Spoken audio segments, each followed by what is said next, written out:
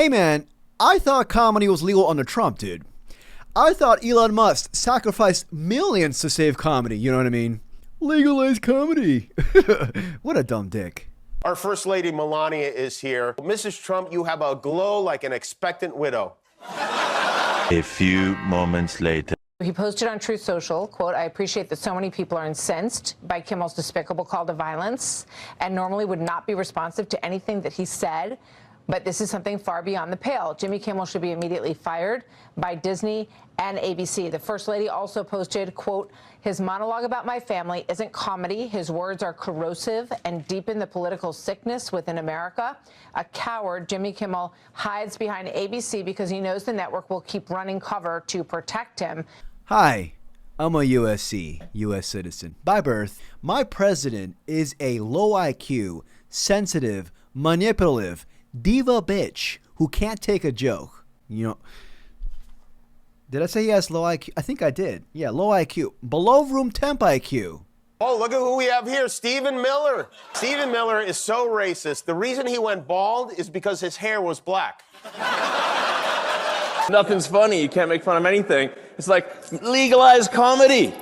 Yeah. And this is especially ironic coming from Trump, the same man who has farted out vicious tweets over the past 14 months of his presidency. Just to show a few of his Hall of Shame tweets, this one right here says, "Happy Easter to all, including all the radical left lunatics."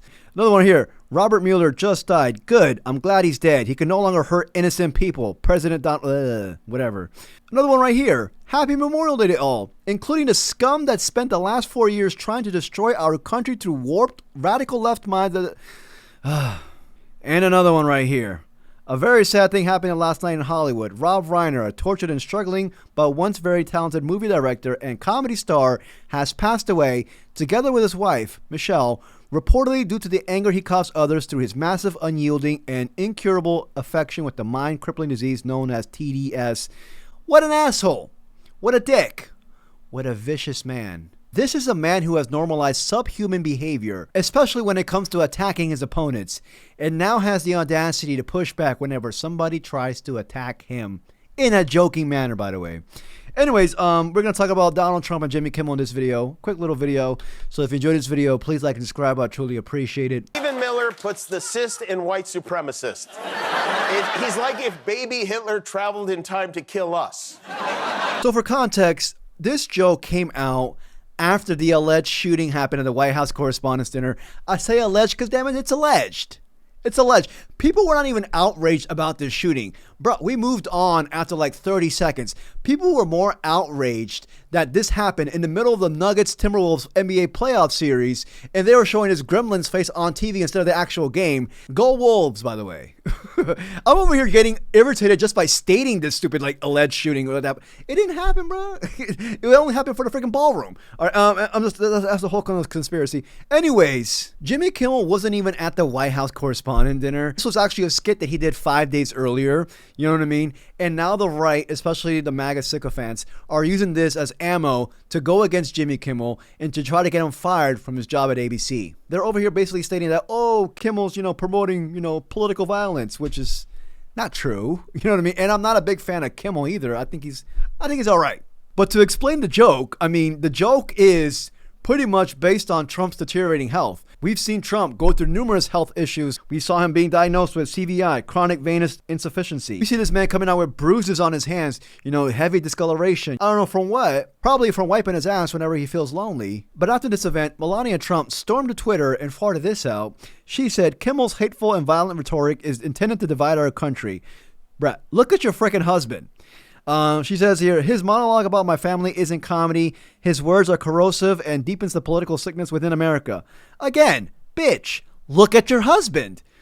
People like Kimmel shouldn't have the opportunity to enter our homes each evening to spread hate. Bitch, look at your husband. This man entered my home during the middle of the NBA playoff series. A coward, Kimmel, hides behind ABC because he knows the network will keep running cover to protect him. Enough is enough. It is time for ABC to take a stand. How many times will ABC's leadership enable Kimmel's atrocious behavior at the expense of our community? If anyone starts any trouble, fear not, because FBI Director Kash Patel is standing by. Waitress, can we get Kash a vodka soda and a booster seat, please? One thing I want to note here is that she hates Trump's guts. She absolutely hates Trump's. Like, that's one thing that I think we have in common. We're going to find out that me and Melania have a lot in common. She's a Wizards fan. You know what I mean? She likes being alone and reading. And she definitely didn't write that tweet. I'm pretty sure Donald J. Trump told her to send this tweet out because obviously it conflicted him more than her. But anyways, this was Kimmel's response to all of these tweets. Obviously was a joke about their age difference and the look of joy we see on her face every time they're together. It was a very light roast joke about the fact that he's almost 80 and she's younger than I am. It was not, by any stretch of the definition, a call to assassination, and they know that. I've been very vocal for many years speaking out against gun violence in particular, but I understand that the First Lady had a stressful experience over the weekend, and probably every weekend is pretty stressful in that house. And also, I agree that hateful and violent rhetoric is something we should reject. I do, and I think a great place to start to dial that back would be to have a conversation with your husband about it. So that was his response. But this is now the FCC's response because the actual president got the FCC involved because his feelings got hurt. Brandon Carr, the FCC, ordered review of ABC licenses after Jimmy Kimmel's Melania Trump joke. For context, it goes on to state here that the FCC, led by Trump-appointed chairman Brandon Carr, does not grant licenses to national TV networks. Rather, it licenses each individual station that broadcasts using the public airwaves. Those stations, including ABC, were not scheduled to have to apply for renewal until 2028 at the earliest and 2031 at the latest. But now they are required to file for renewal years ahead of when they were originally required to do so. And this is not Trump's and Kimmel's first go at it. You know, these two have had a long history of feuding.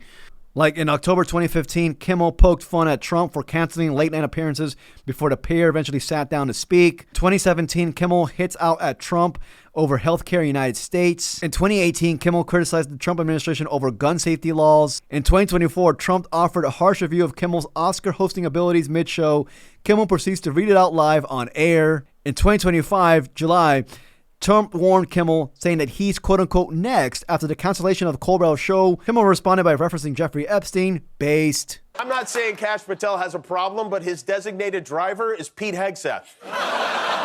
Pete, the accelerator's the one on the right and the brake is on. Oh, you know it. But to end this video, the MAGA freaks, the sycophants, have become exactly what they've been complaining for the past, Biden's tenure? They are now pushing for censorship. I thought this crowd was the free speech crowd. I thought this crowd was the free speech warriors. I'm sorry. I want to hear from these 250 comedy assassins on this topic. I want to hear from Rogan. I want to hear from freaking, Schultz. They're oddly quiet right now, dude. I want to hear from these fellow comedians about what they think about a comedian like Jimmy Kimmel trying to be silenced by the President of the United States. Let it be known, this will shift over to them. Schultz has been, criticizing the Trump admin. Who's to say Trump doesn't go back at Schultz now? This is going to impact them as well. So I want to see where these assholes are at now.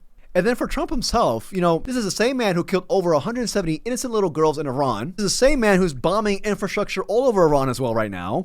He also tried deporting people or canceling people over jokes they made over Charlie Kirk's death. A man who sues his opposition whenever they say anything bad about him. But yet, his base thinks that this man is an accurate representation of freedom of speech. I don't get it, dude. It's not about Kimmel. This situation is not about Kimmel. I don't really watch Kimmel. I think it's all right. I'm in the middle, with Kimmel. This is about the First Amendment and having a spine to take a freaking joke, even if you are the President of the United States. But yeah, that's all I had to say. Had to yammer about this. I'm gonna go watch the NBA playoffs, dude. Yeah. If you enjoyed this video, please like and subscribe. I truly appreciate it. Till next video, peace, y'all. This represents 86% of the branded pharmaceutical drug market in the United States. But anyone who knows us knows that we're not done. That's a milestone. It's not the finish line. And so we have 3 core objectives that are next up. Number 1, and this is already underway, we are negotiating with the many hundreds of biotechnology and pharmaceutical companies representing that. I do want to thank the president. We are the hottest country in the world right now, and that's all because of you, sir. You truly are the goat and a monkey and a pig.